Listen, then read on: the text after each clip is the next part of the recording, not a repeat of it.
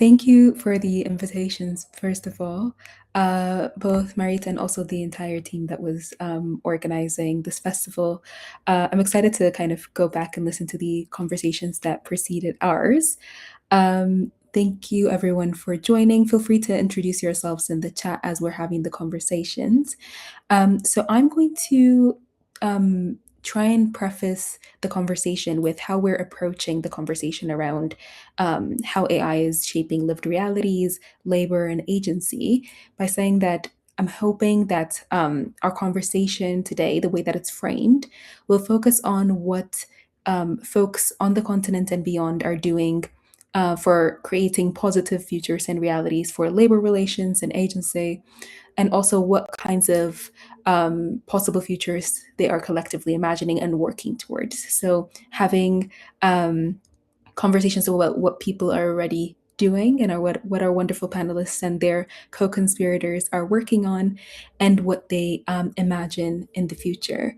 So with that in mind, if I start with Dr. Nakasi, if you could introduce your work regarding AI for health, particularly within the African context. And in describing this, I think it would be quite helpful for the audience and the conversation as a whole to kind of unpack what it means to design for African realities and what does this mean in a concrete sense for AI enabled tools that you're involved with, specifically within the healthcare sector.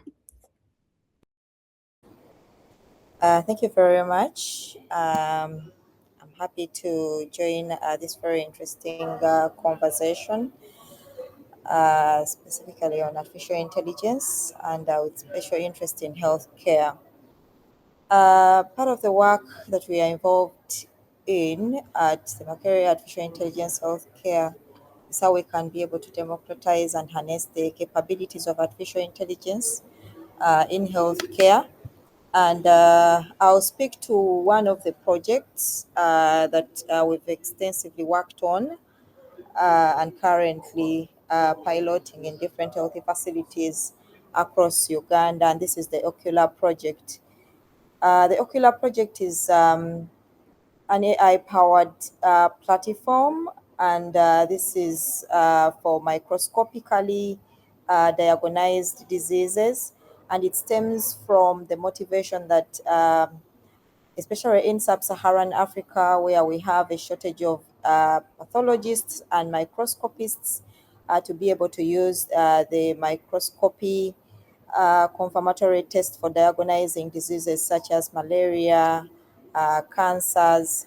It gets to a situation whereby very many patients are either going to wait for those few experts to review them, or sometimes they resort to other mechanisms that are not the confirmatory tests. And then what that means is that most of the cases are either going to lead to cases of drug resistance or mortality to the worst case scenarios.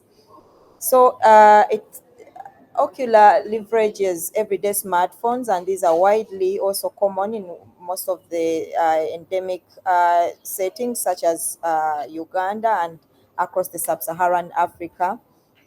And the idea is, can we be able to integrate it within the already existing infrastructure, whereby almost most of the healthy facilities across Uganda and other sub-Saharan Africa, there is at least a microscope in most of the public facilities, but also we're leveraging smartphones, which are very common.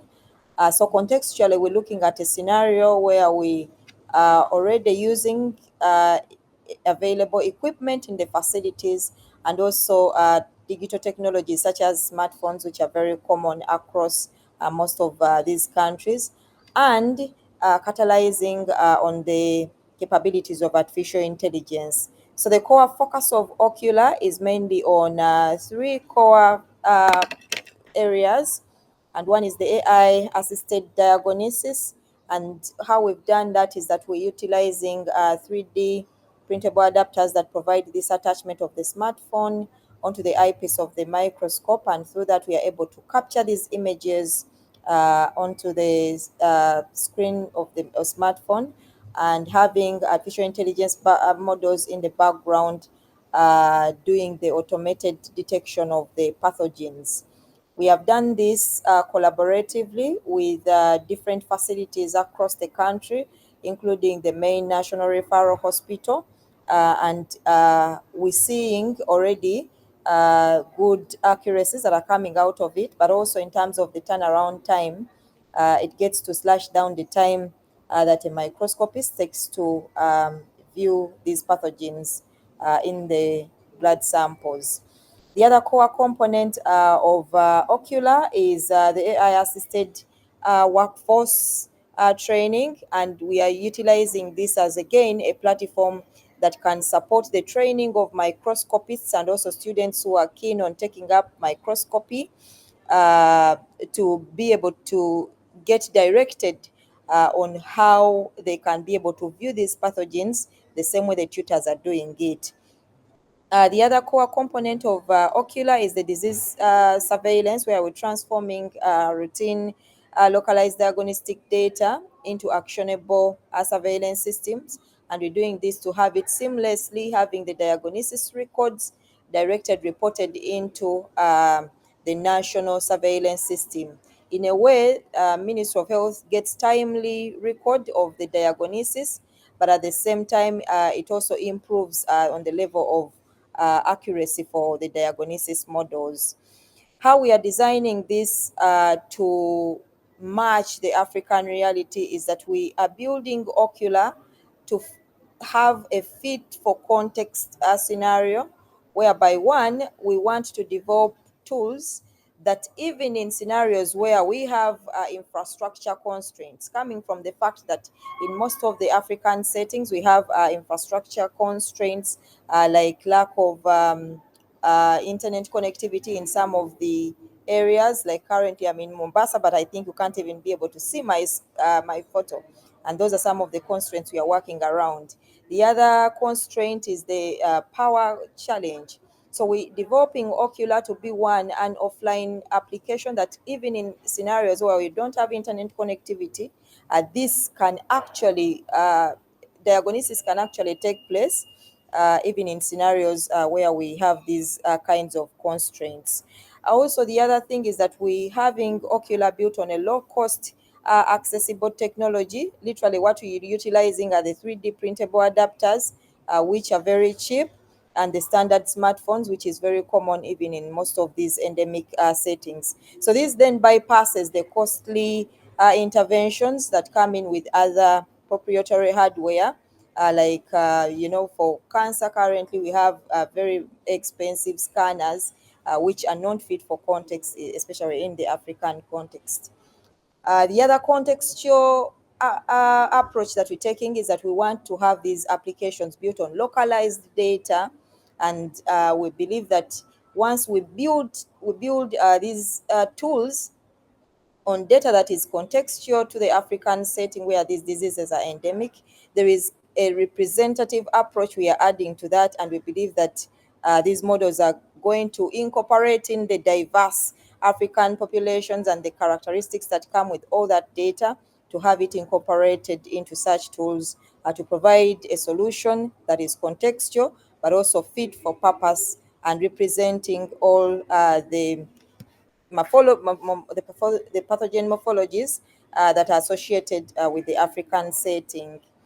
The other thing is that we're also building Ocular as a decision support tool, and in this we are leveraging it just to have a workflow integration where we already have microscopy happening as a confirmatory test in most of these settings, and then we're building it to have some bit of a human in the loop on the end at the end of the confirmation.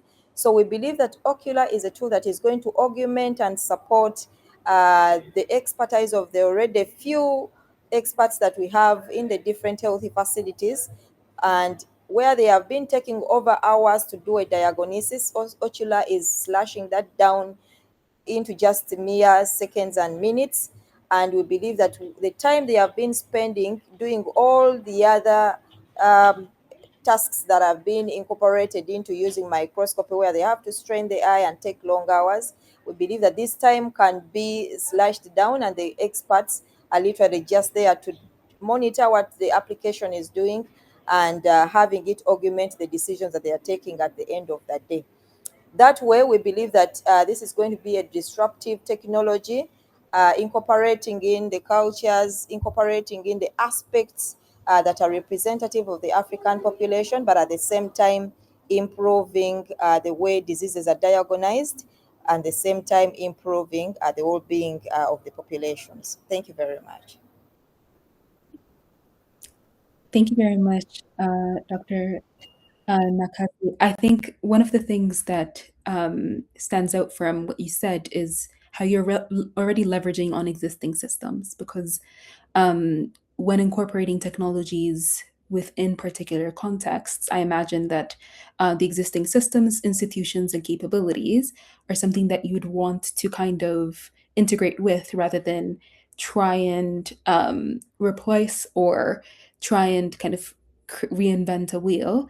And I do appreciate what you said about the context being a critical part, whether it's connectivity, and that's also not only with the recipients or quote unquote beneficiaries of such technologies, but the folks who are also creating these innovations are working with particular kind of connectivity, um, cost, and other kinds of um, realities that kind of are cannot be separated from the kind of research and innovation that you are working on. So, MC, if I may come to you, I know that a lot of your work revolves around digital rights issues, generally speaking. I'm hoping that you can give us a bit of kind of landscaping of what the AI and human rights space looks like in Africa. Who's at the forefront of these advocacy efforts, and what are the issues that they are putting forth? Right. Thank you, Salam. Maybe just before I answer your question, just to introduce the work that I do, because then it will help to understand where my mapping is coming from.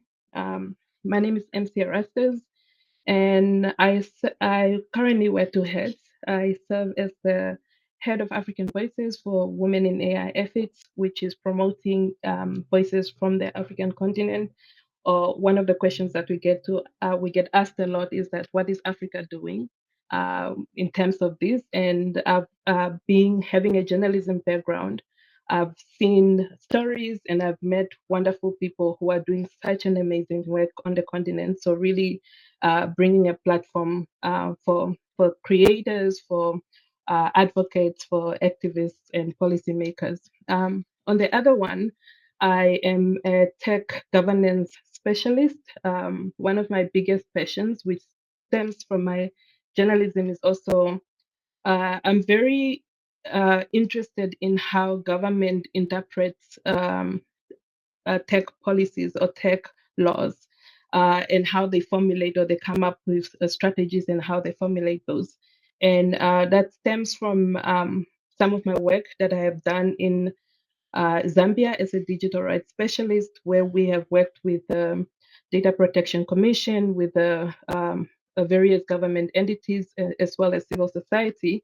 And it was very interesting to see, for example, at that time, there was the Data Protection Act, as well as the cybersecurity and the Data Protection Commission that was being set up. And it was very interesting seeing how various people reason and how rights or human rights and democracy was coming into play in those discussions.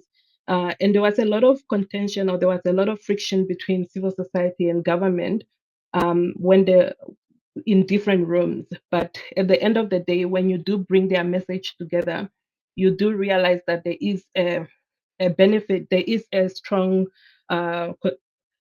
consumer at the end, which is citizens. People are at the front of government and of civil society as well. So trying to find really how do we then define technology for various governments and for various countries in Africa. So to answer your question, if I'm honest, I would say that AI and human rights in Africa currently is not just a policy theme. We are seeing very opposing fronts when it comes to political influence. We are at the moment where tech is framed as this heroic force or this force of progress, and human rights, especially over the past 5 years, we are seeing that human rights is quietly being pushed at the margins. And it's being rebranded as anti-innovation or anti-business or anti-economic development.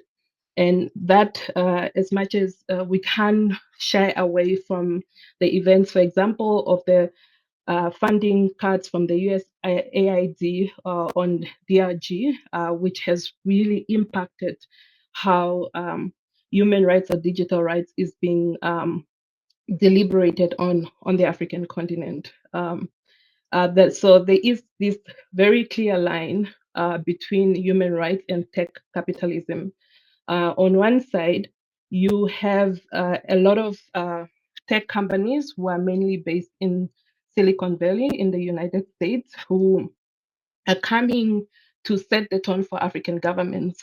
So, for example, on data centers, there is international laws or international policies that have been set up or guidelines that have been set up, and tech companies are trying to find ways to um, sort of move away from that. And that is the narrative that we are seeing being pushed forth currently in the tech space. And because of that, there is two conversations that are happening. You have conversations that are happening between tech companies and governments, and then you have conversations that are happening between governments and civil society who are pushing for the right path. And those two are very opposing. So it's quite a very interesting thing that we are witnessing, and it's something that we cannot shy away from, especially if we are having two conversations. I mean, this festival is talking about AI and equality, the AI and Equality Festival, for example, and AI right now, and we know that AI is driven a lot by data centers, is being pushed in a way that uh, it will bring prosperity. It will solve almost everything that governments are dealing with. And we are not really seeing that question of why, why do we need AI? That question is not really coming forth as to we are somehow there's a narrative somehow that is pushed of us to accept that AI is here to stay and there's nothing we can do about that. So we have to move in that. So I think then that is one of the themes that we are mapping, or some of the themes that we are mapping from the African continent. To come to some of the actors that are really doing something or moving on that, we are also seeing that across the continent, there are people who are refusing such framing, right? And for this, I'm seeing three main forces that are at play as it comes to AI and human rights advocacy. The first one I witnessed in Zambia, which is grassroots organizations, your movement builders or your community-based groups. And about 2 years ago, Zambia has currently even Zambia has a very strong civil society network that is very much involved with, and that is strong because they are very much involved in the community.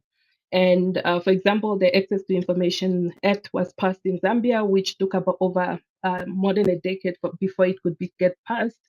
And it was only passed because civil society organizations came together and they decided to do town hall meetings.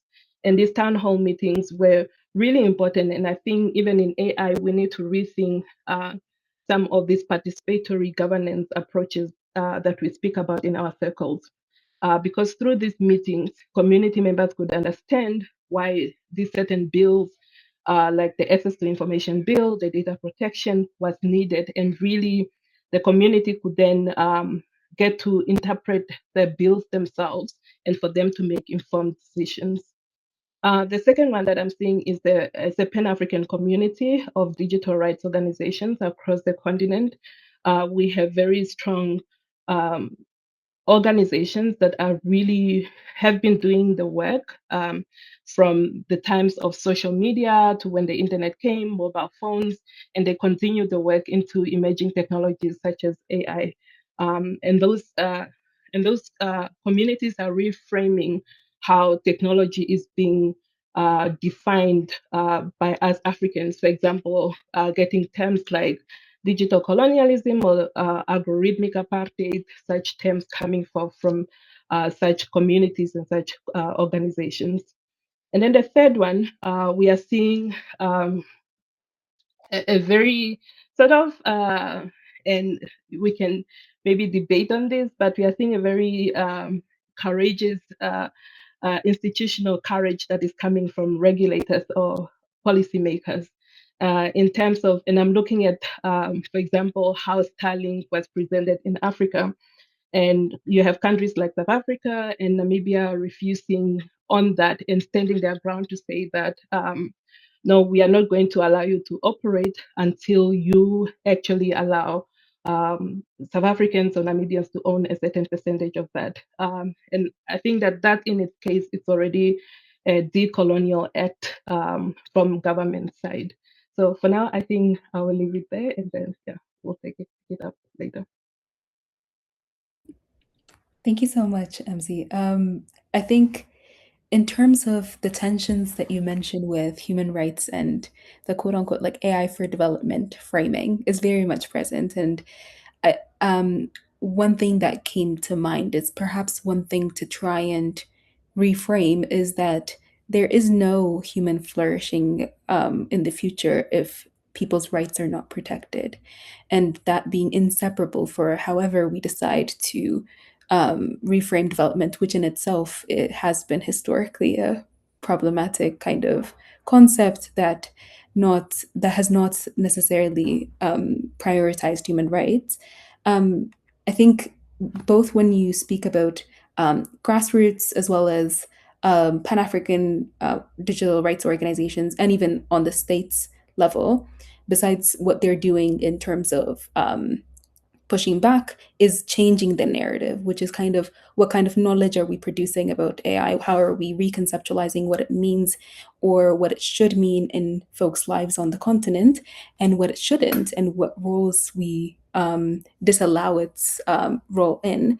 And jumping off that, I think one kind of resource that I always go to try and find alternative narratives is Naui.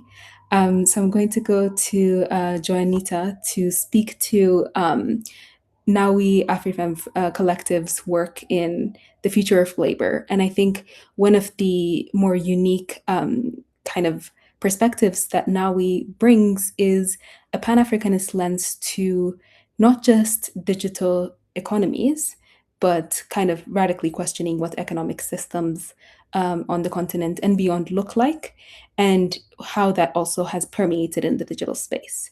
So, Janita, if you could speak to the specific issues that Pan African feminists are engaging with respect to AI, and what kind of critical perspectives they're offering on power, agency, and the intersection of AI and the future of work in Africa. Thank you, Selam. I got a bit worried there at the start when you were talking about positive, for us to share some positive things, and I was like, oops, I'm not sure if I'm best placed to speak about that, but I think MC gave me a bit of courage in terms of the importance and the place for critique. But I do appreciate both Dr. Rose and MC's contributions. So my name is Najuko Joanita, and like Sela mentioned, I work with a Pan-African feminist collective called Nawi Collective. And our work at Nawi sits at the intersections of economic justice and feminist political economy. And much of this work is concerned with how economies are organized and whose labor is recognized or erased, and what it would mean to build systems that sustain life. And we believe that the way the economy is structured right now is at odds with life, right? So through our work on digital economies and the future of work, we have been looking at how digitalization and AI are reshaping labor across the continent, but also what these shifts reveal about power, and specifically where African working women and marginalized workers fit within these systems. And so for us, the question and narratives around AI are also questions around political economy in terms of who owns the infrastructure, who provides the labor, who controls the data, who carries the risks, and who really benefits from the value that's created. And my we have not been in this space for so long, but I think some of the observations that we have seen, mostly by dominant narratives and mainstream AI conversations, have been that these conversations move too quickly into the future. So there are a lot of conversations around innovation and the jobs that Africans must prepare for. But this AI boom is taking shape and happening in economies that are marked by debt crisis, high unemployment, weak public services, and the long devaluation of African labor. And so many African workers are not meeting precarity for the first time through AI. Our work has already been insecure and tied to economies where our states have withdrawn from many of the responsibilities that make life and work possible. And so when we hear these narratives about AI, like MC has shared, we know that AI is not this magical one that's going to suddenly make all these problems go away. And we can get into why it is that Africa is placed where it is placed within the global economy.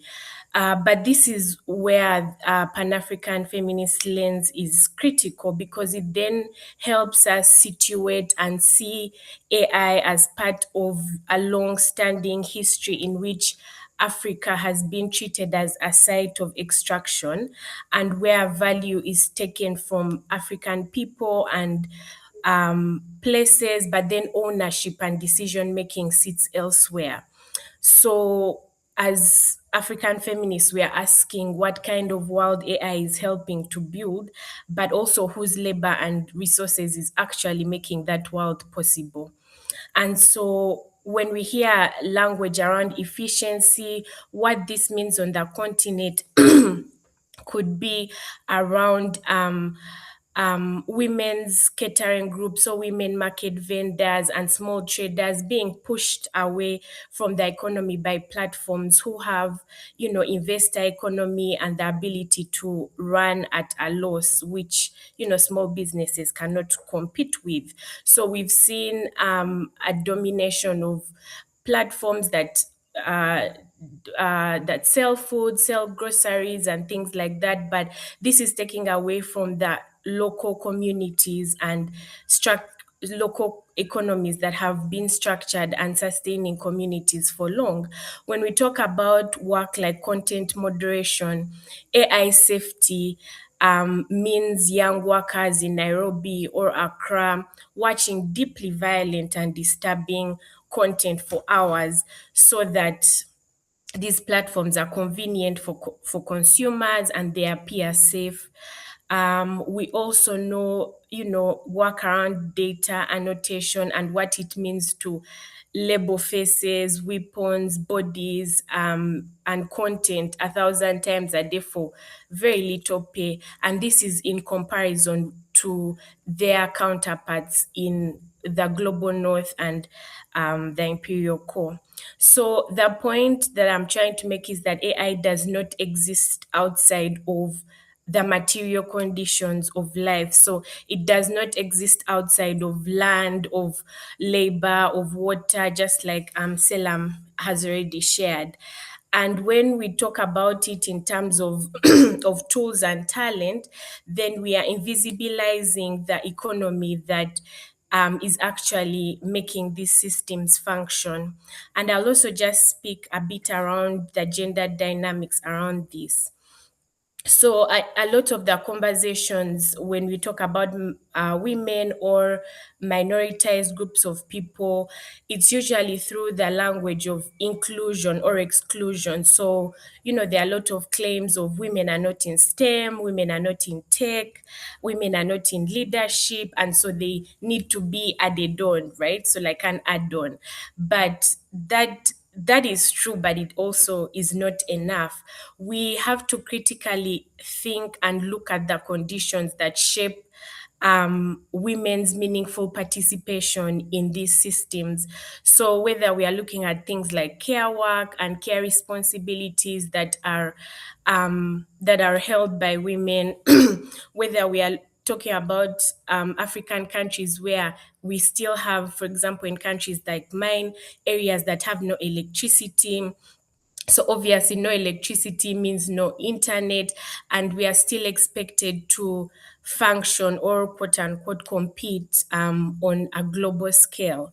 So we also can't deny that women are already using these digital tools, but oftentimes the way that they are included in this system, a lot of language is framed around, flexibility. You can still work from home, you can choose your hours, and still live your best life and your best girl boss life. But what this what this usually means is that women, because women still carry the burden of care work and responsibility, through research we have seen that the way that they engage with the digital economy is still not at the same level as men, and other, yeah, it's very classed, it's very gendered. And for example, on certain apps there are peak hours, and during those peak hours, the money is paid more, but women are not able to participate during peak hours, because then that's the time when they still have care work and household responsibilities. So the conversations around the future of work cannot be separated from public services. And I think MC had already said, talking around something around public services. So it's not enough for us to tell people to prepare for AI when schools do not have electricity, schools do not have teachers, girls are not able to attend school because of care work, because transport is unsafe, and we have very weak healthcare systems. And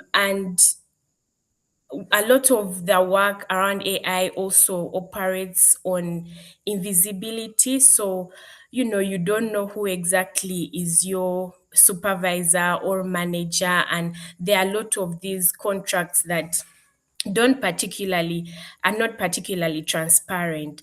And so as African feminists, we insist on naming these structures and all these systems that hide behind long contracts and opaqueness, and that hide behind the screen.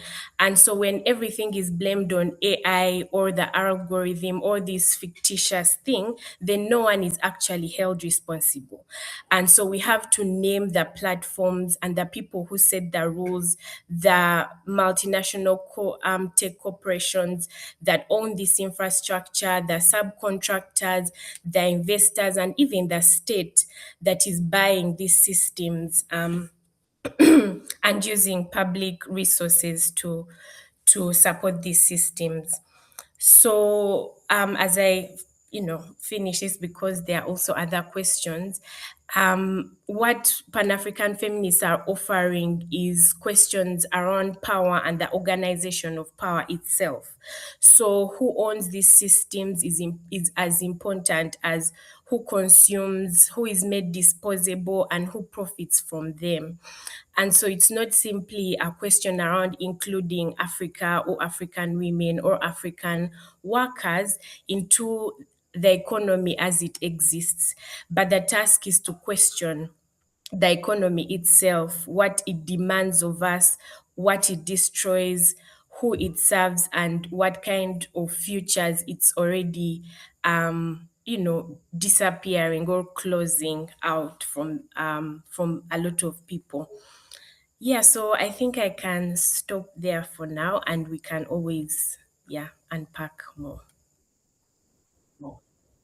Thank you so much, Joanita. I think what you did, not just in words but in practice, is show what Pan African feminist lens does best, which is probe questions and reveal what is oftentimes intentionally made invisible. And I think I shared a resource in the chat, which is the Anatomy of AI Systems, which shows the materiality, the historical roots, and kind of the trajectory of artificial intelligence and other emerging technologies, that they're not just these abstractions, but real material implications on people's lives. And the care work bit that you touched on is something that hits close to home, because it's something that I discuss in a session that we lead on gender and AI at the Global Center, and the care work beyond what is obvious, right? So if folks get sick when kind of data centers are in their neighborhoods, who kind of bears the brunt of the care labor that falls in the household, which is often women? Or when water resources are depleted, the person who carries water home is often also women, particularly within the global majority context. And kind of going off of what you mentioned about what data workers go through, I'm going to go to Dr. Adio Adit Dinika to help us introduce the research that you do about AI and labor, how these extractive industries function. And I'd really appreciate it if you speak to the recent Data Workers Inquiry Project and the publications that have been coming out, and what you've uncovered about these labor conditions, while I share the resource in the chat for participants. Thank you very much, Selam, for this opportunity. Can you guys hear me very well? Yes. Okay, perfect. Oh, perfect.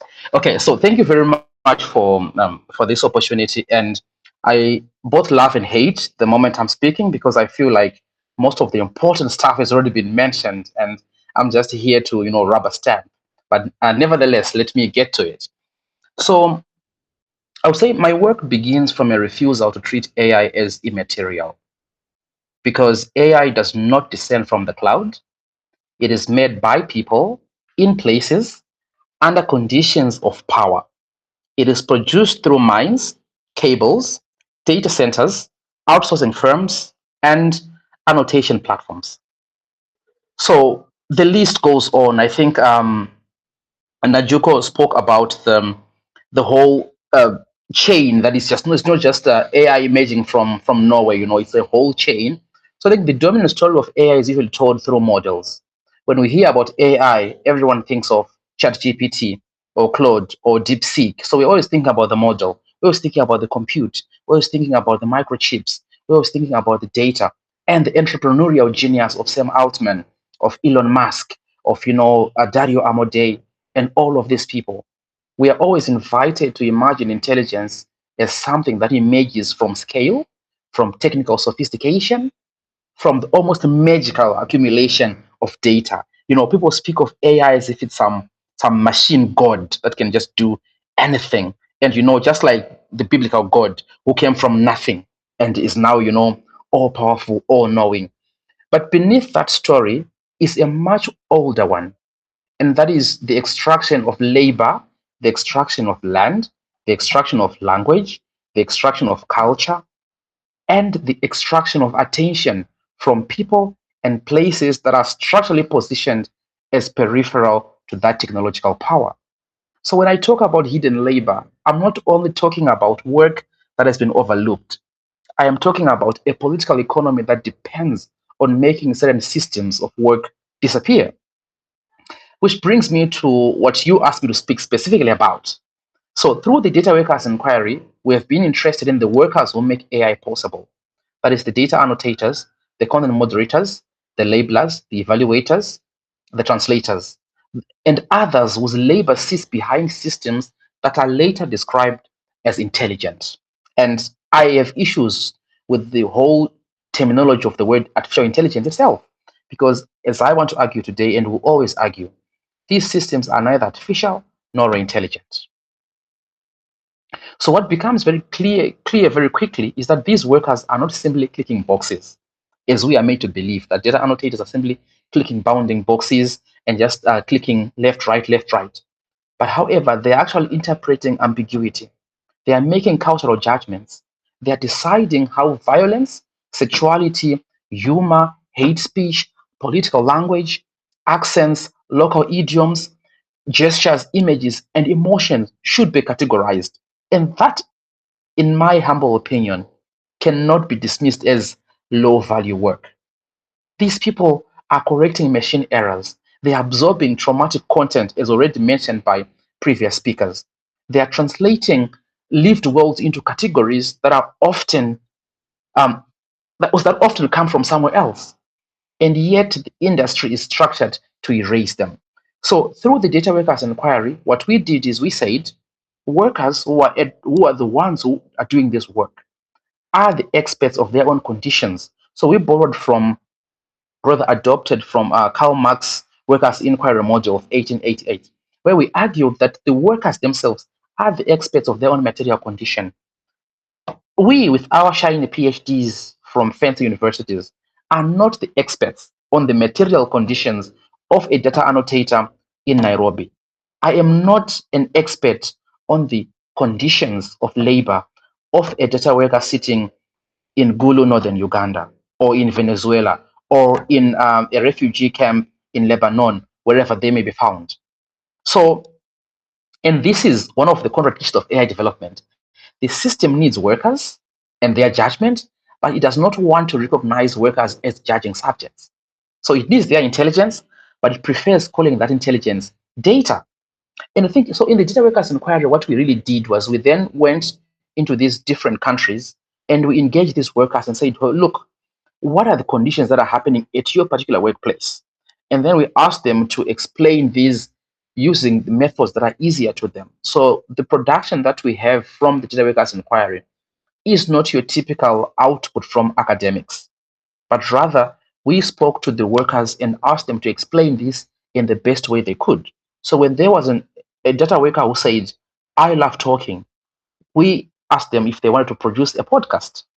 Someone said, I love animations. And we asked them to explain their conditions through an animation, through a cartoon. So we have both animations as in comic strips as well as actual animations, like your manga kind of style. And when we spoke to workers who say, well, look, I love documentaries.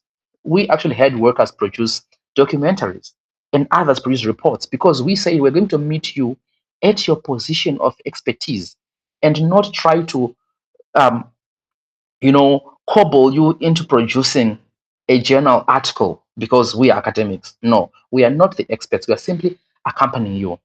So this is what the data workers inquiry project is basically all about. We are trusting the workers to explain their conditions in their own words, in their own preference, because they are the experts of the system. And I keep repeating this whole point about them being the experts of their own system, because I think one of the things that really dies in artificial intelligence, which is what we're calling it anyway, is that whole issue of epistemic authority. Who gets to be described as a knower? Who gets to determine what counts as knowledge, what counts as expertise? And in more often than not times, it is people sitting in air-conditioned offices in Silicon Valley, in Shenzhen, who get to determine what counts as knowledge. But are you telling me that someone sitting in an air-conditioned office in Silicon Valley who has never been to Harare, Zimbabwe, can have expertise about the issues happening in Harare, Zimbabwe? I disagree. And this is the issue that I'm very happy to hear people like Najuko pushing back and saying, we also want to say, as Africans, as feminists, these are the material conditions that are in place. And I loved what she said about this talk of AI often jumping into the future, because the future is far away. Tomorrow never comes. But what is there is today. And which is why I condemn people like Elon Musk and his the oligarchy when they speak of things like the coming in of this era where computers will take over, the singularity, these future problems where bots take over the system. Listen, people are being traumatized in Nairobi as we speak. People are being rendered, they have PTSD from working on these machines in different parts of the world. Why are we talking about future harm when we have situations happening here? So one of the other things that the workers inquiry has shown us is that the conditions enabling AI development are not accidental. The lower wages, the subcontracting, the non-disclosure agreements, and these impossible productivity targets, the psychological harm, all of these things are not accidental. They are part of how the system is made profitable. And because they create distance. There is geographic distance where this work is outsourced to places where labor is cheaper and protections are weaker. There is also contractual distance where powerful AI companies rely on layers upon layers of vendors, subcontractors to avoid direct responsibility. And we saw this happen in Kenya when workers were complaining of PTSD. And Sama said, no, you're not our employees. You're actually Meta's employees. And Meta said, well, you're actually not our employees because you guys work for Sama. So that system, that distance, that is deliberate. And this is why this whole language of automation, I think it's Najuko who spoke about this algorithm, saying, yeah, it's the algorithm. That language is actually politically misleading because oftentimes we're told AI replaces labor, but in many cases, AI is not replacing labor. I have a sticker on my laptop right now which says, computers are not better than you. Because whenever I give talks, I often start by saying, number one, machines are stupid. Number two, human beings are deranged. And that toxic cocktail of stupid machines and deranged human beings is what produces what we have now. So for me, really, the invisibility of data workers is not only a labor problem, it is an epistemic problem. So the workers disappear not only as workers, but also as knowers. So I can go on and also speak about the coloniality of this whole system. So when I look at this system, I see a very old story. Labor, gold, um, rubber, cotton were flowing from what they called the Belgian Congo then, which we now know as the DRC, flowing to Belgium. And we know that most of these European powers developed from the exploitation of workers. Walter Rodney's book, How Europe Underdeveloped Africa, is very instructive. And when I look at what's happening in the AI system now, I see the same patterns, except now they have a digital face. We still see the same thing. Knowledge, data, labor is exploited and extracted. And even the minerals are still being extracted from the Congo in other countries like Zimbabwe, where lithium is extracted. And this value is flowing to the Silicon Valley. And companies like OpenAI, which is about to launch their IPO very soon, keep making trillions, keep making billions, while Africans keep getting exploited. And to be honest, this is, I think, where we really need to talk about AI ethics, AI safety, or AI governance. We cannot begin this conversation with models. We need to begin this conversation, as the great Chinua Achebe said, we need to look at where the rains began to beat us, and that is at the workers. That's where we need to begin, not with some fancy model, with the people in the streets of Kibera in Kenya, the people in Gulu, northern Uganda, the refugees who are being made to annotate data about this very war, the very genocide they're running away from.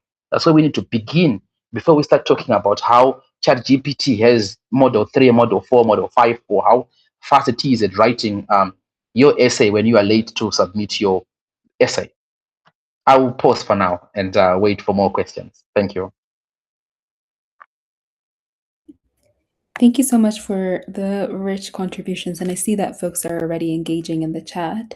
I think what's powerful about what you said about how folks get invisibilized not just as workers, but as knowers, is how knowing is also connected to kind of cognitive freedoms and who gets to be a thinker and who gets to be recognized as one.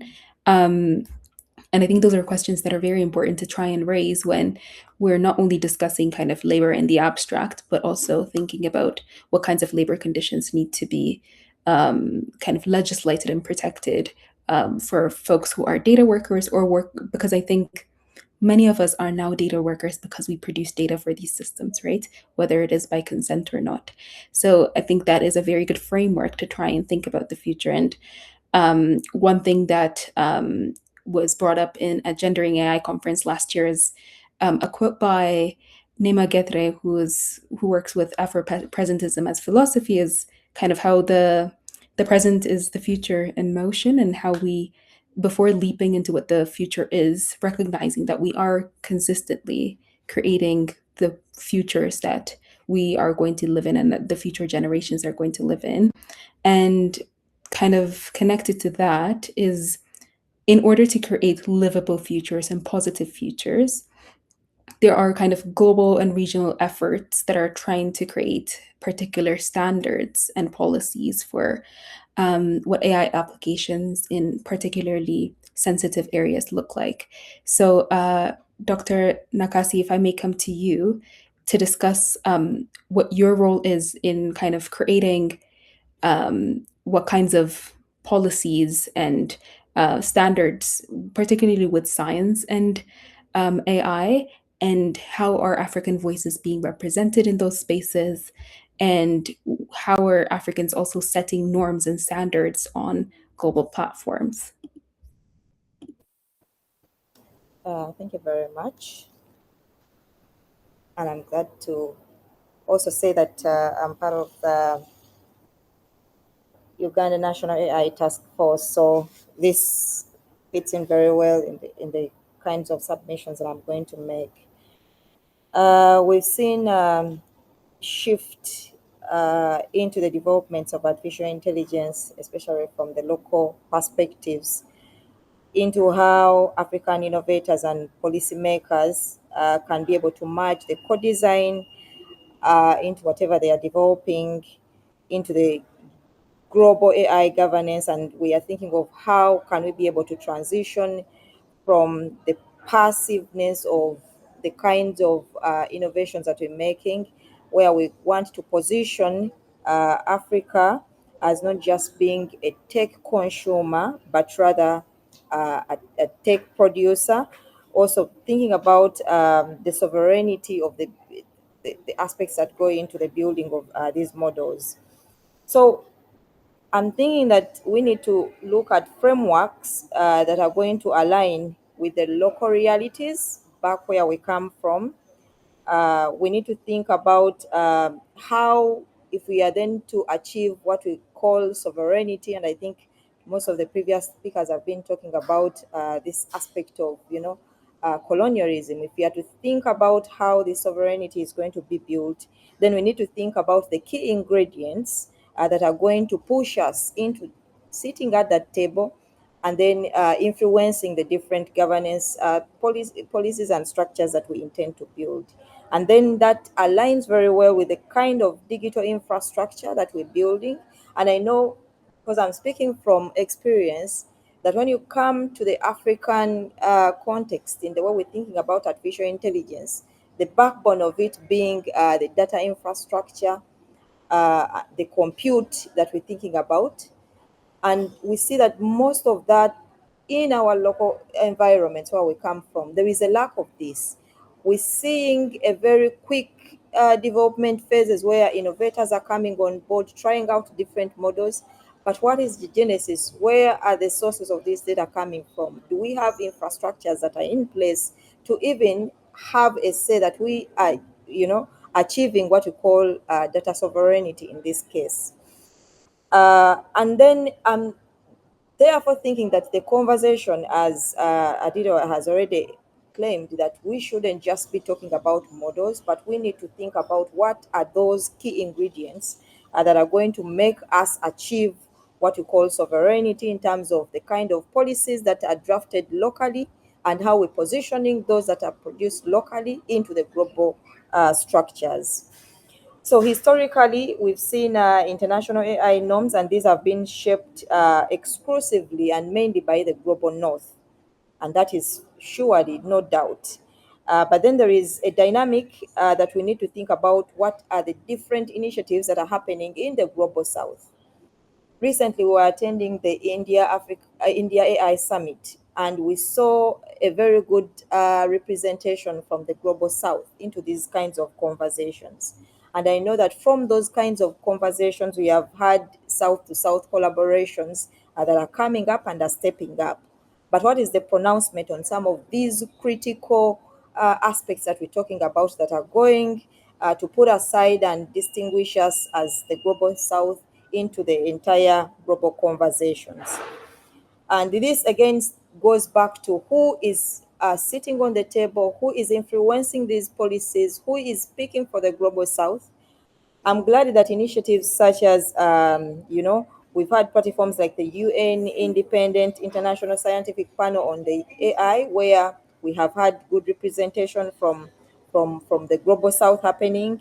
The Global Digital Compact, we still have some representation there. Initiatives such as the India AI Summit that has just happened recently, we had a very good representation from the global South. But we need to speak strongly on what the pronouncements from all these engagements, from all these initiatives are, in terms of how we're positioning ourselves, in terms of policy, not just to think about the local strategies that we're developing at country level, but how we're influencing the general overlook into the bigger conversations on the global table. And so we're going to define policy, not just basing on what we are facing individually or in our different silos, but having a pronouncement on what is the data sovereignty, for example, and localization. And so therefore we need to heavily anchor our policies on regulating how, for example, locally generated data sets are used. How are they exported? And we have been having this conversation on having open data sets, having openness. Yes, that is a very good ingredient to research. But what are the key, policies? What are the key aspects that we've put into the way data is generated from our different jurisdictions, especially in the global South? How does it get used? And I'm glad that Najuko put up a conversation on how exploitation is happening, especially in the global South when it gets to data extraction.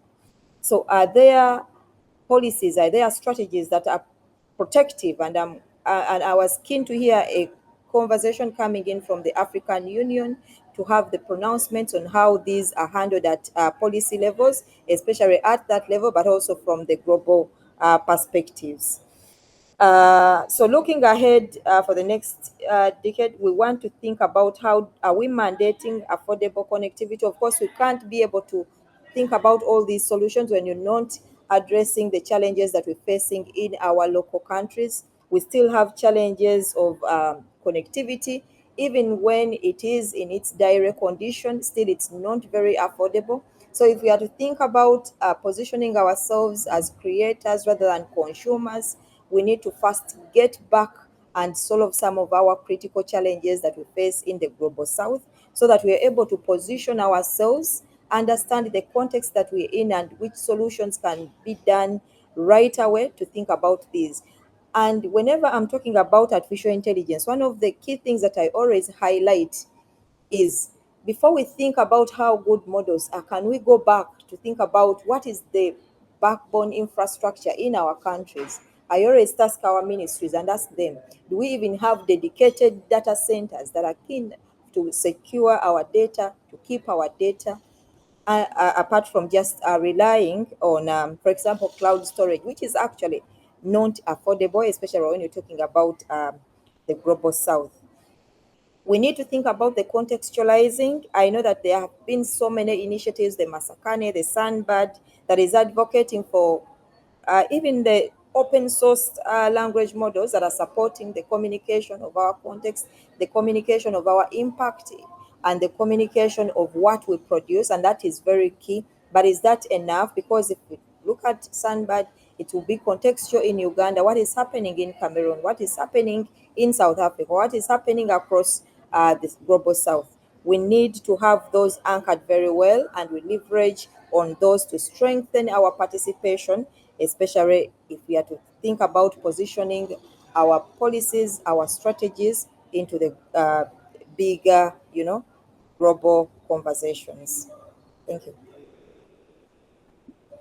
Thank you so much for highlighting all the work that is already happening, not only in the innovation space, but folks who are engaged in governance and also engaged in both. So, innovators who are engaging in policy spaces as well.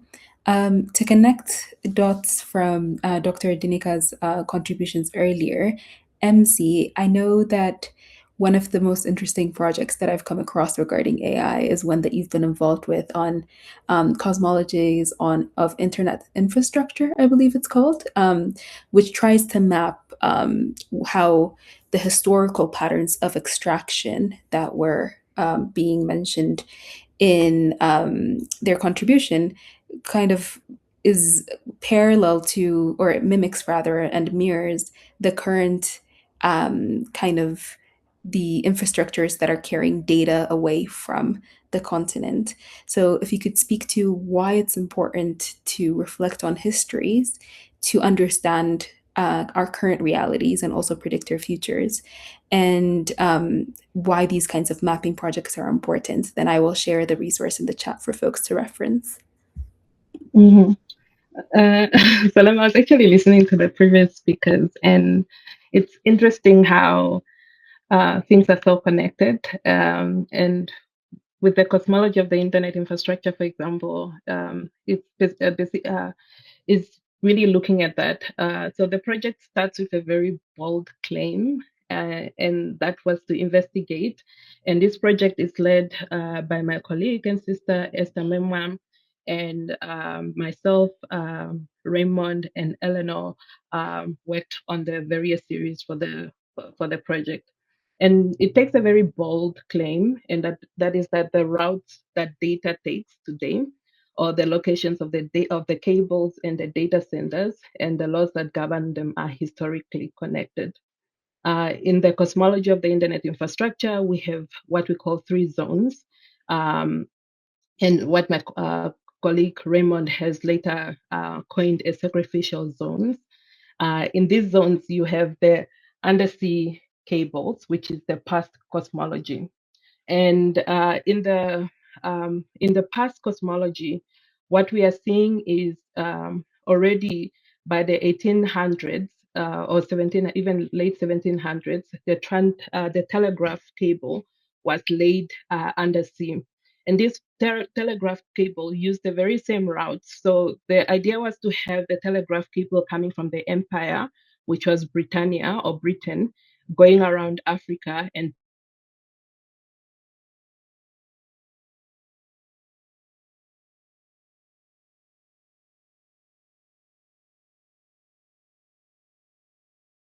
that. And a very interesting history that we found on this is, for example, through this cable, we often used to hear or still hear of Africa being called the Dark Continent. And it's very interesting because one of the people that benefited early on in the 1870s was a journalist called Henry Morton Stanley. And Henry Morton Stanley wrote for the New York Herald and the Telegraph. And his mission, he was sponsored to go on an expedition through through what he calls the Dark Continent. And this expedition was to find Livingstone. And we know that, for example, Livingstone settled in modern day, he's buried in modern day in Zimbabwe. And he also did his expeditions in Zambia. And it's very interesting because some of the extractions, for example, Adia was talking about the extractions that are happening with crypto mining, for example. It's currently happening in Zambia along the same rivers that Livingstone used to do his expeditions on. So we look at the past, which looked at the undersea cables and how those undersea cables are surrounding Africa and part of Southern America. And those very same undersea cables, for example, we are seeing projects like Metas to Africa, the Google's Equiano, which also uses the same very routes that the telegraph used. So it paved the way for your sort of like future emerging technologies, if that's what we want to dub it. And then we come to the past present, or what Raymond calls sacrificial zones. And these sacrificial zones are the land. You're talking about, my colleagues earlier spoke about data workers, for example. We're talking about mining, for example, in the DRC, where most of the technologies that we are consuming today uses a lot of these resources from mine workers and who are working in very exploitative and very in places that really do not respect any form of human rights, especially for children and women as well. So we are seeing that these lands that are powering some of these technologies are what then in the cosmology essays we call the sacrificial zones. And then the last one looks at the future cosmology. And in the future cosmologies, that's where I come in. And a lot of scholars have been saying this for a couple of years now, especially Black women. And that is Silicon Valley has a message, right? And this Silicon Valley message, if you look at it, and because we are currently in a political world that is very religious driven, if you look at this message, it's very similar to sort of like a church or a gospel type of message. This message preaches to us that we need AI. AI is the future. We can't do without it. And so in the cosmology is really to challenge, in the future cosmology is to challenge our African imaginaries and for us to rethink about what do we really, how do we envision if, let's imagine for a second that the narrative coming from big tech or from Silicon Valley did not exist. Let's imagine that Henry did not dub Africa as the dark continent, and we actually do believe in our own technologies, in our own innovations. How would the future look like with technology? In respect of most of our traditions, for example, I'm from the Awambo community in Namibia, and in our tradition, there is a reason, for example, why we build our houses in a very temporary manner, and that is because every season we have to shift the house to a new part to allow the soil to regenerate, for example. So already our ancestors have they already understood what it meant to live with the environment, what it meant to live with community, but also understood what it means to be social and community. We often speak about Ubuntu, for example, in this concept of technology.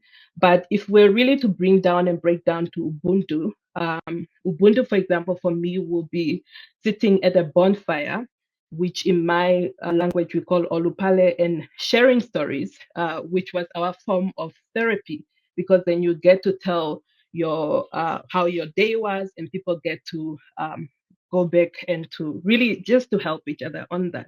So we need to really the cosmology's future is trying to bring us to a point of reimagining, but also really looking at what tech is today and how tech is presented. For example, one of the things that I write about is that technology, for example, is driven by right now is driven by 7 of the richest people in the world are tech owners, according to Forbes 2025, I think. And in this Forbes list, these 7 top richest people, they are all tech owner. They are white men based at Silicon Valley. And these white men are driving the whole agenda of the world. And we are to jump to the tune, to come in and to do whatever it is. They are driving how AI is going to be for us, how space technology is going to be for us. They are using words like colonizing Mars. And we know already for us Africans and other parts of the global south that the word colonialism is not a word that is associated with goodness. So really, and I think I would encourage people also to engage with it. There's also a lot of artwork and a lot of research went into the cosmology. My colleague Eleanor spent a lot of time at the British Museum, at the British Archives, really researching and finding some of these articles and how, for example, the British use the British, which is Britannia, and they are god of Britannia, and America being represented by Uncle Sam, blessed or used spirituality to bring forth the message. And some of these were things that were printed in their newspapers of that time. So yeah, I think in a nutshell, I think I kind of forgot what your second part was because I got carried away talking about the cosmology. No, I think you addressed the questions of like why it's important to essentially to historicize such technologies in order to reimagine what or think about what futures look like. I have dropped in to ask people to drop questions if they have them so that we can weave it in. But I want to extend the second questions to Joanita and Dr. Danica, and I can weave them in or ask them separately. So feel free to drop it in the chat as I'm asking these. But Joanita, I think you have spoken about the harms and the gendered harms that AI inflicts on particular communities, and that being a layered harm when folks are already marginalized economically or otherwise. And um, I'm wondering if you think that with these kind of tensions and contradictions with Pan African feminist perspectives and what dominant AI narratives push, what role, if any, do you see AI playing in liberatory futures? And if it doesn't play a role in the futures that you imagine, feel free to expand on why. And what are safeguards that we need if AI were to be part of the future as well? Okay. I really, yeah, MC's contribution has really stayed with me, and I think this is my sign to read the cosmologies because I have been pushing it for some reason. But I just wanted to piggyback on what she had shared around conversations around also climate and just connecting that to conversations within the climate justice conversations and the climate economy in terms of how resources are extracted from the continent, but also we are the ones who absorb the pollution and the damage that comes with this overconsumption and this consumerism. So I just wanted, when she was talking about, the cables and the colonial histories of that, I just thought about e-waste dumping sites. I think one is in Accra, there's another in Lagos, and one in Nairobi as well, where communities continue to live with the health effects of this toxic dumping.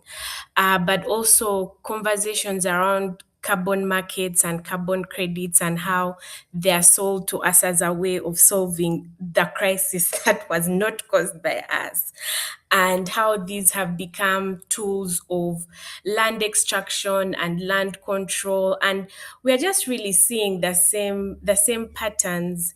If you look at Maasai communities and how they are being disposed of their ancestral land. Anyway, I'm ranting a bit, but just connecting to what MC has shared and seeing how we cannot separate these conversations from other intersecting and interconnecting issues, right? But also specifically to bring in the conversation of war economies and how this is also tied to AI infrastructures and how we are seeing rocket profits by people because of the war and the genocides that are happening. So yeah, MCU, you sort of triggered some of that thought process. But back to what Selam had asked.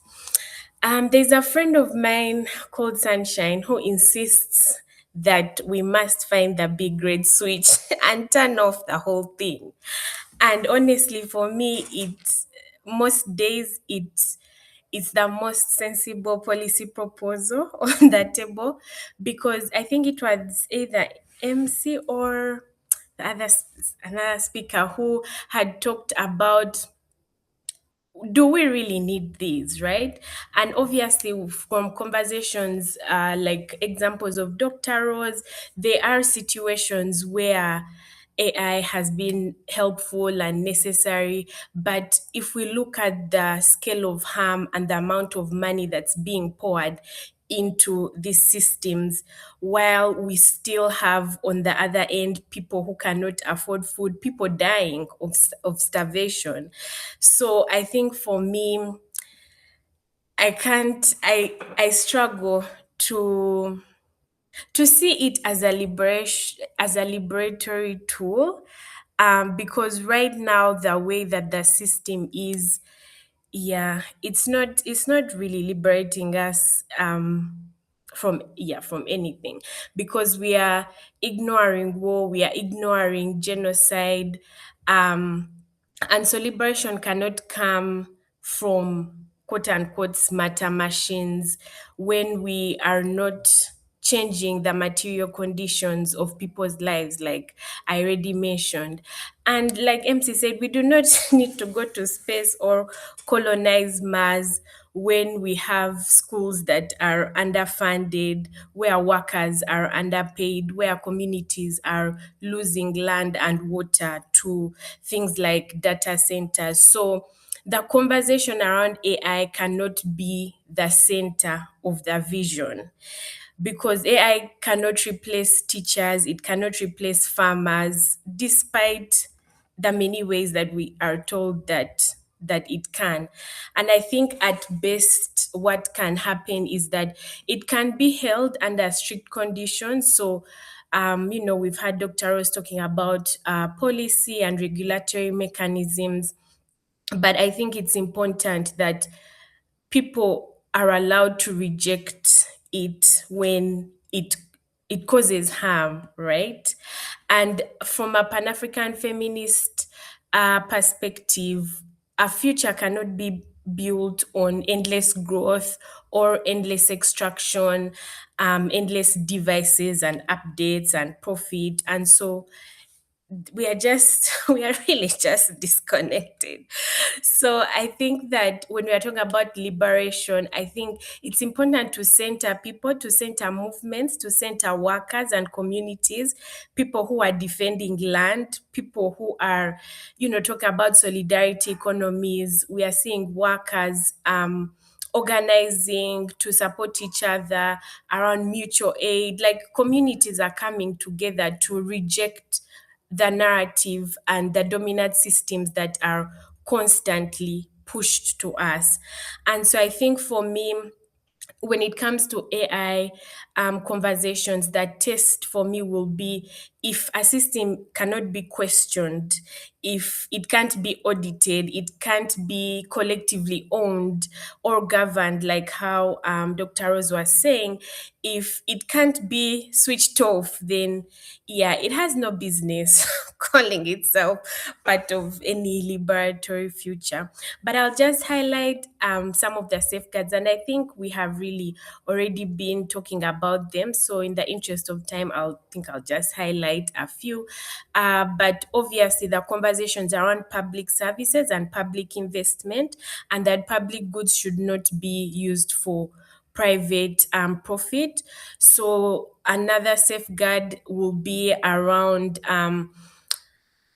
confronting big tech power and the way that the business model of corporations is set up, where they can't be questioned. I think that's another safeguard that we have to put in place.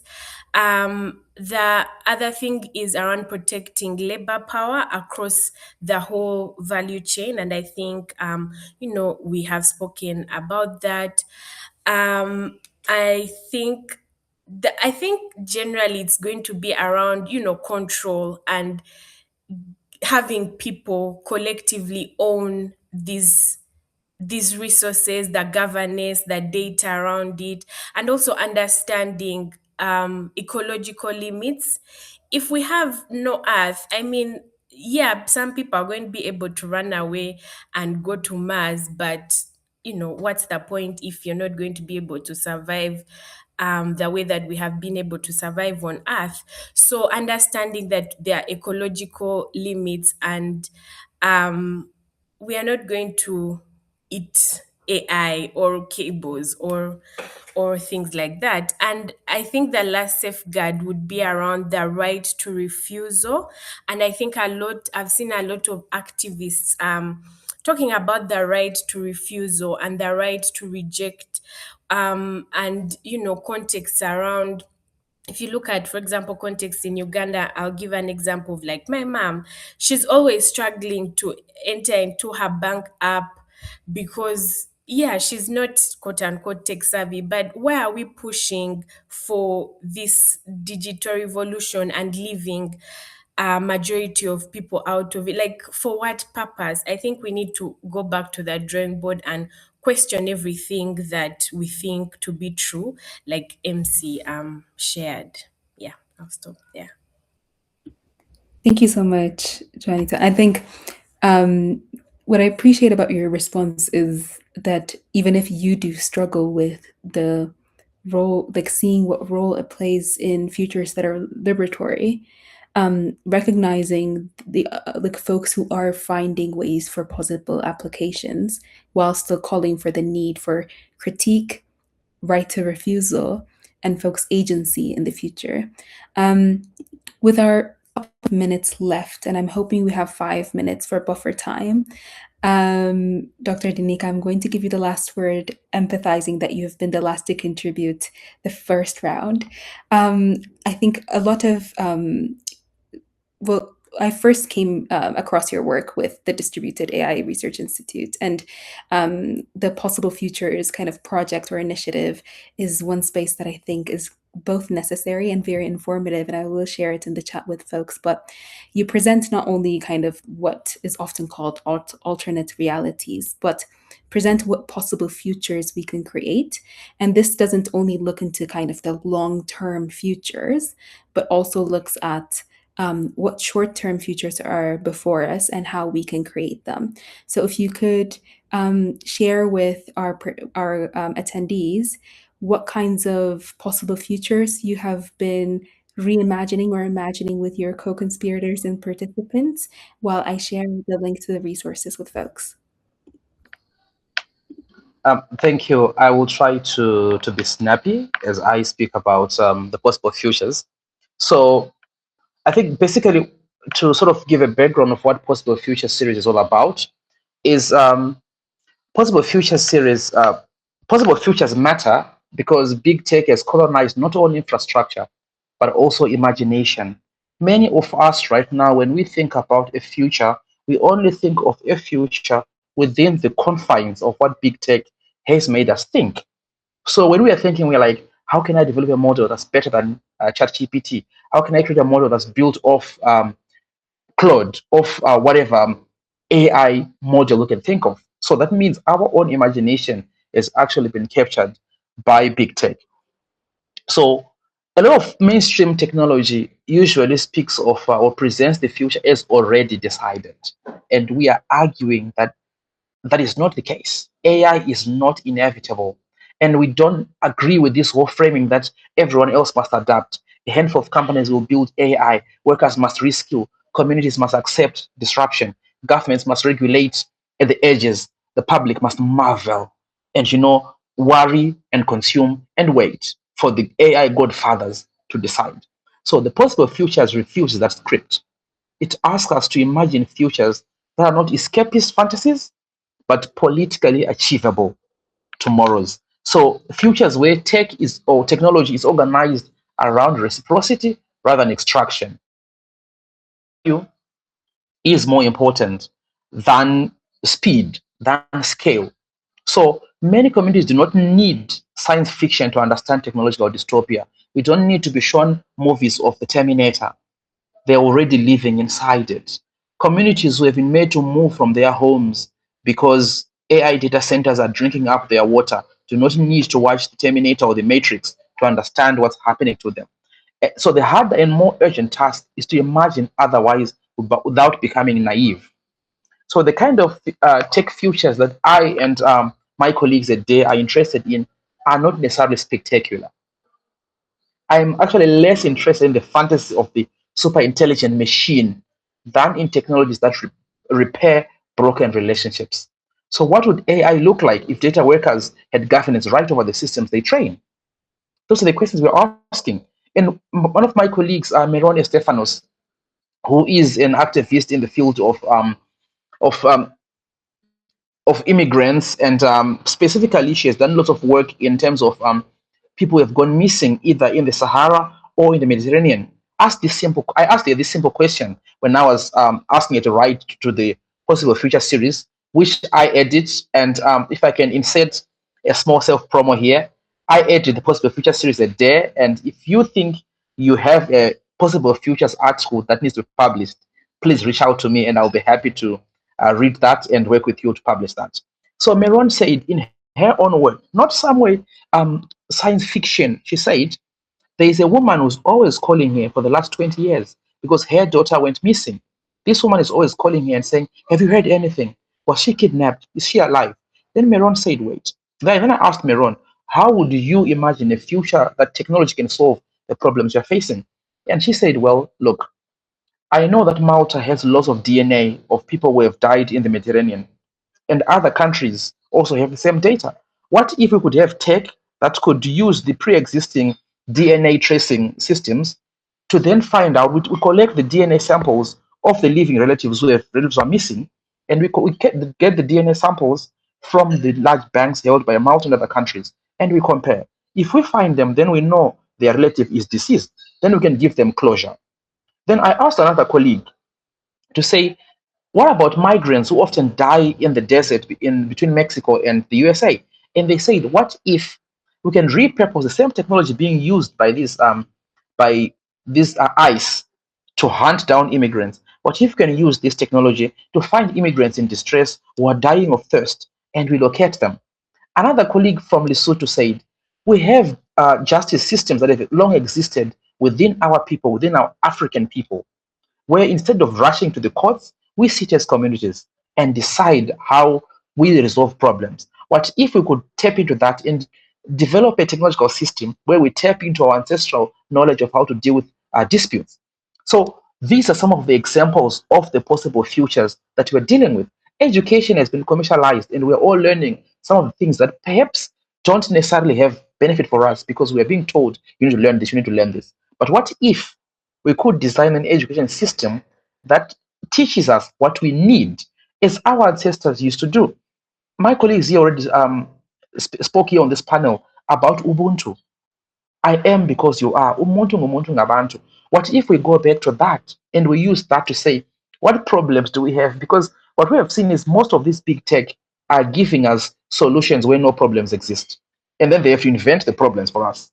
But what if we could be given a position where we say, what does our community need? Does our community need ChatGPT?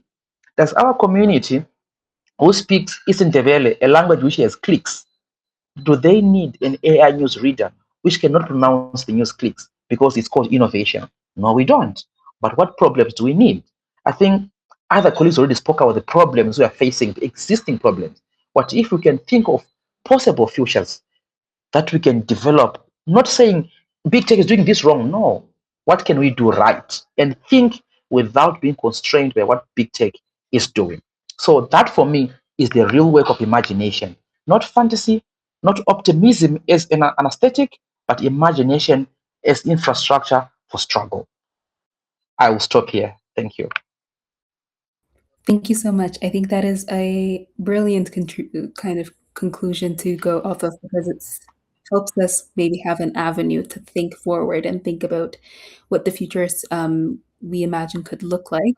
I think, in the interest of time and recognizing that there are other engagements that folks would have to go to, I'm just going to say thank you very much to all the panelists for a wonderful conversation that I hope we can kind of carry on elsewhere, and the organizing team, Amina, Marit, Caitlin, and also my colleague Shailene, who helped me quite a lot in securing the dream panel and editing questions. So over to you, Marit, for wrapping things up.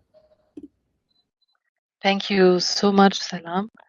Yeah, Yeah, thank you to all the panelists for this very strong and for discussion and for me mind-shifting argumentation at times. I'm really stoked by what I just heard.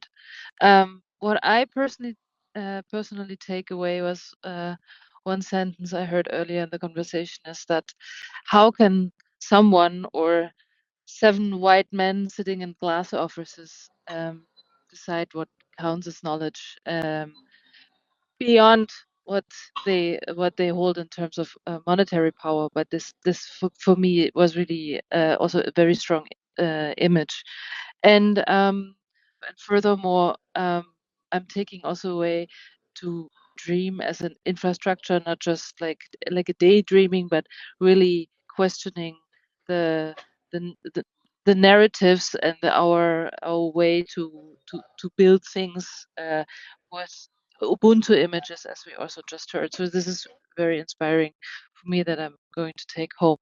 Um, um, and yeah, we'll be back in here in a different link, but same festival in 23 minutes, and it's going to be Derechos Digitales, um, taking us to Latin America to look at the hidden building blocks of AI, also labor, land, and bodies. The panelists will explore the often invisible structures that sustain AI systems. So you guys can see there's a consistency here between this and the next panel. They are going to focus on how these processes are deeply shaped by gender dynamics.